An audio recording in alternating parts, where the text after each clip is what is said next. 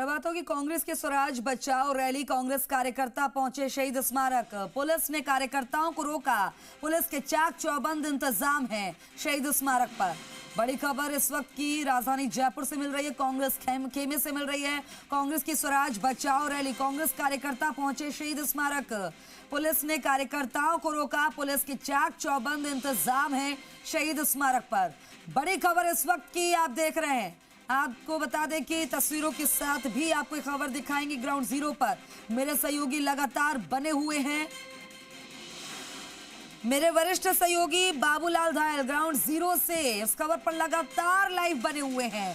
बाबूलाल, अब शहीद स्मारक पर पहुंचे हैं तमाम कार्यकर्ता, वहीं पर रोक लिया गया, क्या कुछ जानकारी मिल पा रही है? देखिए, शहीद स्मारक पर ही जम गए कांग्रेस के कार्यकर्ता। राजभवन जाने की कोशिश कर रहे थे। पुलिस ने यहां पर कड़े सुरक्षा इंतजाम किए और बैरिकेडिंग करके इन कार्यकर्ताओं को रोक दिया है और यहीं पर धरने पर बैठ गए हैं कार्यकर्ता और यहीं पर जो है भाषण शुरू कर दिए। कांग्रेस के पंचायत राज संगठन से जुड़े हुए जितने भी नेता हैं और जो कार्यकर्ता हैं वो यहीं पर बैठ गए हैं और सरकार से मांग कर रहे हैं कि कोई जब तक कोई जिम्मेदार नुमाइंदा जब उनका ज्ञापन नहीं लेगा तब तक वो यहाँ से हिलेंगे नहीं। तो काफ़ी चाक चौबंद इंतजाम है पुलिस के। पुलिस इनको आगे बढ़ने नहीं दे रही है और शहीद स्मारक पर ही इनको रोक दिया गया है।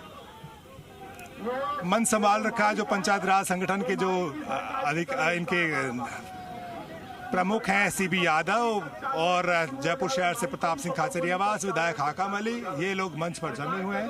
और जो कार्यकर्ताओं से हम बात करते हैं, आखिर आप लोग प्लान कर रहे थे राजभवन तक कूच करने का, परमिशन थी नहीं, फिर भी आप लोग क्यों जाना चाह रहे थे आगे? नहीं, हम ऐसा नहीं है कि कोई ना कोई सरकार का नुमाइंदा तो आए। हमने इतनी मेहनत से लोग अपनी आवाज़ उठाने के लिए राजस्थान के हर ब्लॉक से आए हैं, गंगानगर से लोग आए हैं, आपको जैसलमेर से यहाँ लोग मिलेंगे, हर ब्लॉक से चुने हुए जनप्रतिनिधि यहाँ तक आए हैं। तो सरकार जब तक आश्वासन नहीं देगी तब तक हमारे यहाँ इकट्ठा होने का हम बेशक शांतिपूर्ण लोकतंत्र में सिर गिने जाते हैं। दबाव जब बनता है सरकारों के ऊपर, जब आपके पास में क्राउड होती है, लोग होते हैं, लोग तो आए नहीं तो सरकार को लगता है कि बहुत हल्का हो गया आपका। तो प्रदर्शन कैसे नहीं आए? आप देखो, चुने हुए जनप्रतिनिधि 2 से 3 हजार की संख्या से अधिक चुने हुए जनप्रतिनिधि तो बैठे थे। उसके अलावा जितने खड़े थे उनको आप अलग से गिनिए। इतने चुने हुए जनप्रतिनिधि, आज लोगों की भीड़ थोड़ी है, जयपुर से भीड़ थोड़ी बुलाई है। तो कब तक बैठे रहेंगे आप लोग? ये जब तक हमें आश्वासन नहीं मिलेगा सरकार के द्वारा, हम बैठे रहेंगे। तो जब तक सरकार की ओर से कोई आश्वासन नहीं मिलेगा तब तक यहाँ पर जमे रहेंगे। और नेताओं ने मन संभाल रखा, लेकिन पुलिस के भी कड़े इंतजाम हैं। पुलिस यहाँ से टस से मस नहीं होने दे रही इनको और पुलिस के जो अधिकारी हैं वो यहाँ पर जमे हुए हैं और सब यही कह रहे हैं कि नहीं, अब यहाँ से आगे आपके पास कोई परमिशन नहीं है। अब इंतजार जो है कांग्रेस पार्टी कार्यकर्ताओं का वो इस बात को लेकर है कि क्या सरकार की ओर से किसी को भेजा जाएगा। इनकी जिद है कि राजभवन से कोई अधिकारी आए, लेकिन राज्यपाल चूंकि बाहर हैं तो यहाँ यानी कि एडीएम स्तर के जो अधिकारी आकर के हमेशा ज्ञापन लेते रहे हैं, इनको लगता है कि कोई जिम्मेदार अधिकारी आ जाएगा तो उनकी बात रह जाएगी और वो शांति से यहाँ से निकल पाएंगे। फिलहाल रोकने की कोशिशें हो रही हैं, लोगों से कहा जा रहा है कि रुकिए, सरकार की ओर से कोई न कोई आ रहा है। तो फिलहाल ये जो प्रदर्शन है वो शहीद स्मारक पर आकर के रुक गया है और यहाँ पर रैली की शक्ल में लोग आए थे, राजभवन कूच करना चाहते थे, लेकिन फिर इन्हें आगे जाने नहीं दिया गया। बहुत सारे लोगों से बात करते हैं। क्या लगता है, आज आपने जो दावा किया था कि बहुत बड़ी तादाद में लोग आएंगे, लोग नहीं आए, इसलिए सरकार भी की ओर से जो अधिकारी हैं वो भी आपको ज्यादा तवज्जो नहीं दे रहे हैं। लगता है कोई आएगा जिम्मेदार अधिकारी आपका ज्ञापन लेने के लिए? नहीं, लोग काफी आए, ऐसी बात नहीं है। लोग जो पीछे से बाहर जनसभा हुई थी इसमें काफी लोग थे और आज अभी क्या गर्मी भी है, सुबह लोग काफी जल्दी भी आ गए थे क्योंकि जो पूरे प्रदेश से लोग आए, रात को 2-2, 3-3 बजे उन्होंने अपनी गाड़ियां चालू करके वो सुबह 7-8 बजे पहुंच गए थे और काफी संख्या में लोग पीसीसी के आपको माध्यम से भी बताना चाह रहे हैं और आपने भी वहाँ देखा होगा काफी हजारों की संख्या में लोग मौजूद थे। लेकिन जो पैदल मार्च है, पैदल मार्च में कुछ लोग कम पहुंच पाए वो मैं मानता हूं, लेकिन फिर भी जिस प्रकार से हमारा संख्या बल है बहुत है, सरकार को झुकाने के लिए इतने लोग काफी होती हैं। बाजू में दम चाहिए, सरकार को झुकाने के लिए संख्या बल नहीं चाहिए।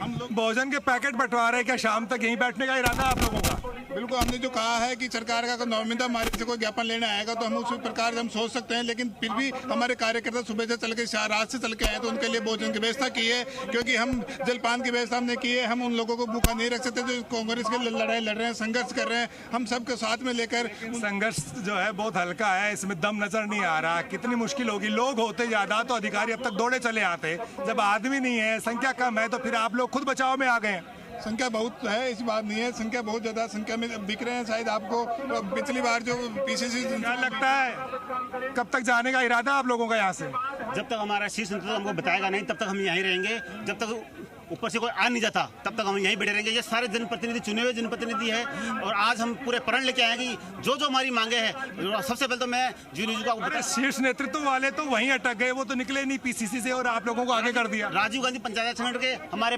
राष्ट्रीय अध्यक्ष, प्रदेश अध्यक्ष आपके सामने मंच पे खड़े हैं और हम उनके नेतृत्व में जान से जान लगा देंगे, उनकी बात को खराब नहीं होने देंगे। ये पूरे कार्यकर्ता हमें आप आज जो रोड पे बैठे हैं, आप देखो सड़कों पे बैठे हैं, ये जनप्रतिनिधि चुने हुए हैं, इनकी मांगों को जब तक माने नहीं जाएगी तब तक हम यहाँ बैठे रहेंगे।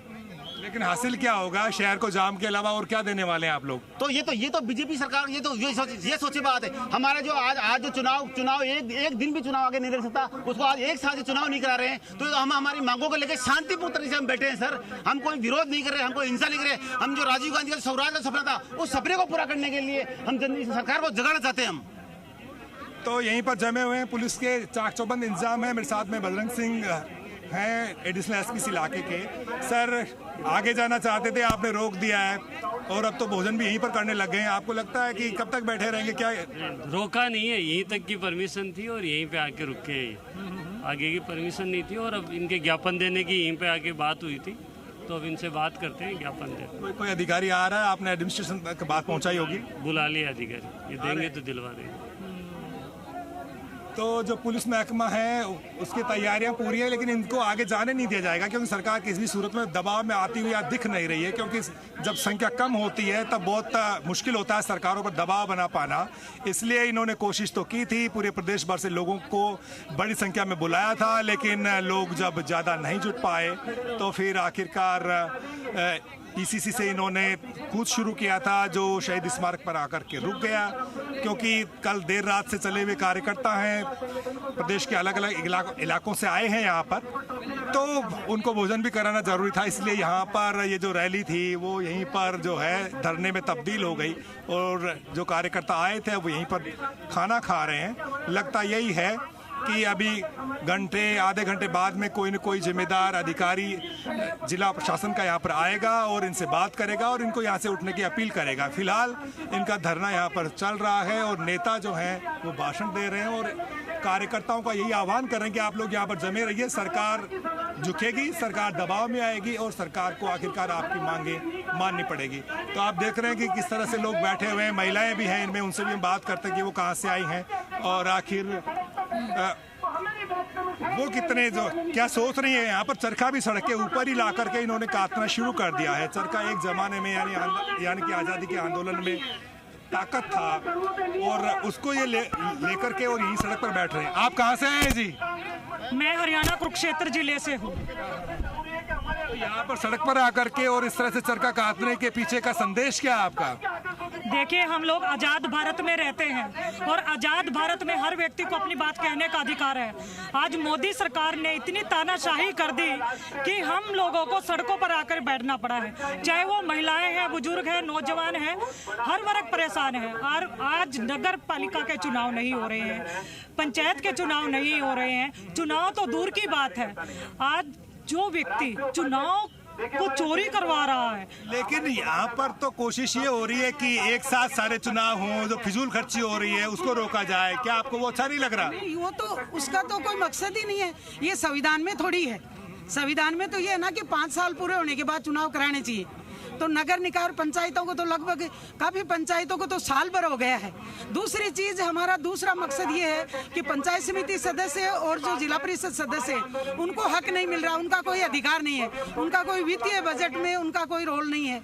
उनका सिर्फ रबड़ की मोहर मान के और उनके साइन करा के प्रधान बना देंगे, जिला प्रमुख बना देंगे, लेकिन उनके पास वो कोई अधिकार नहीं है जिससे वो कम से कम 20-25 हजार वोटों को प्रभावित करता है। तो आपको क्या लगता है इस आंदोलन से क्या सरकार पर दबाव बनेगा, सरकार बैकफुट पर आएगी।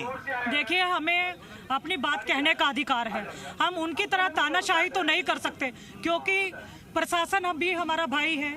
यहाँ जितने भी लोग हैं भाईचारा है, और हम तो उन देशभक्तों के लोगों से जुड़े हुए हैं जिन्होंने अपने प्राणों की आहुति दी है इस देश को आजाद करवाने के लिए। चलिए बाबूलाल धायल, ये तमाम तस्वीरें दिखाने के लिए, जानकारी साझा करने के लिए बहुत बहुत शुक्रिया आपका।